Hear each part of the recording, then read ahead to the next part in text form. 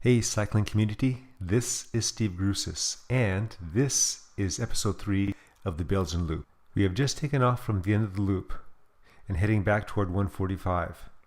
The others have elected to do the paceline work, and I have gone with my original plan of going with a time trial. The sole reason I'm doing this workout is to teach my body to stay strong at the end of a road race.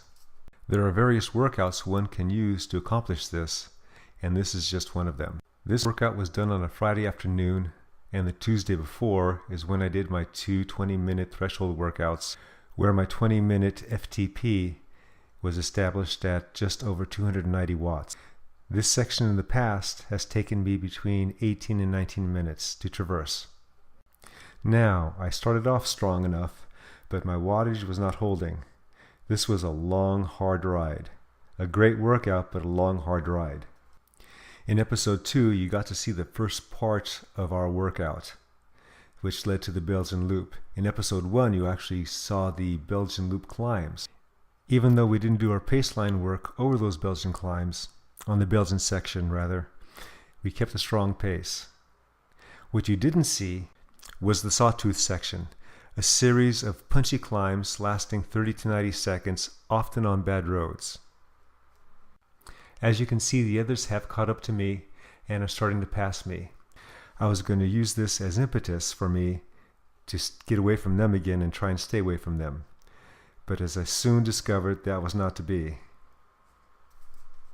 The workload from the previous portion of the ride was starting to wear on me, and it was hard to keep the wattage up. So now I was going to do the best that I could to keep them in sight. So what is actually happening to my body, and how is this benefiting me?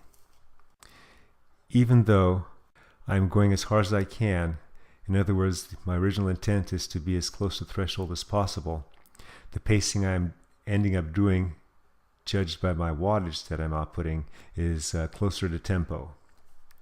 Still, this is good for what I want to accomplish.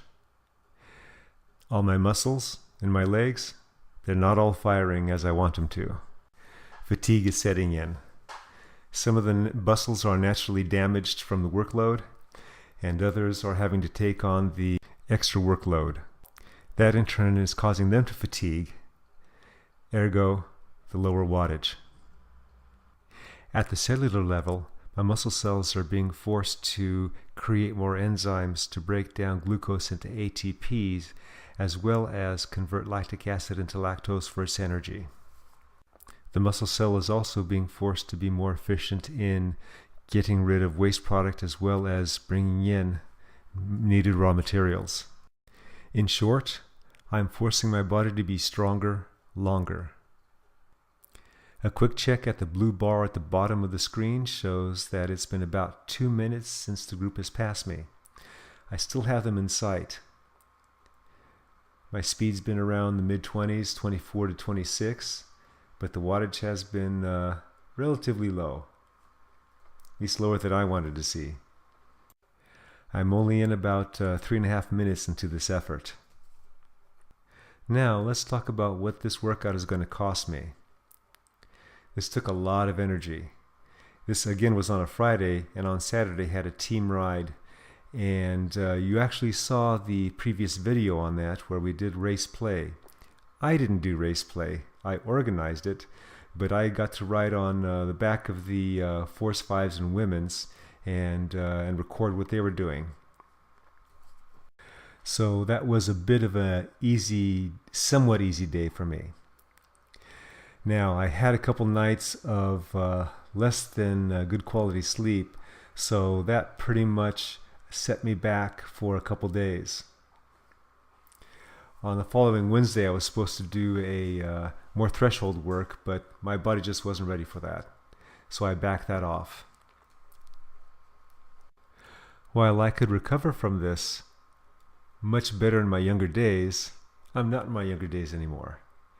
Being 60, I have to be real careful of what I do with my recovery.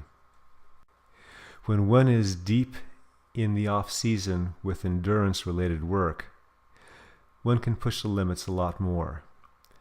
But now I'm not deep in the off-season. The race season's coming up, and my workouts have gotten a lot harder, so I have to be very careful. A couple of bad decisions, and I'm into overtraining, and that'll just set me back. Old guys like me can't afford to be set back. Have you seen the quality of racer we have here in the Central Valley? Checking my computer, I see that I just passed 5.25 minutes into my effort, and the rest of the guys are pretty much out of sight. Ordinarily in the off-season, this course will take close to 3.5 hours to do door-to-door from my house. The fastest I've done it in a group has been, I think, 3:09. Today we did 3:18 only because they were waiting for me. This was a fast ride. My time trial effort, such as it was, took me about 23 minutes, and I only averaged 236 watts. But that was the best I could do. I hope you enjoyed the Belgian Loop series and learned a little bit from it. As always, comment, like, subscribe. The Cycling Greek.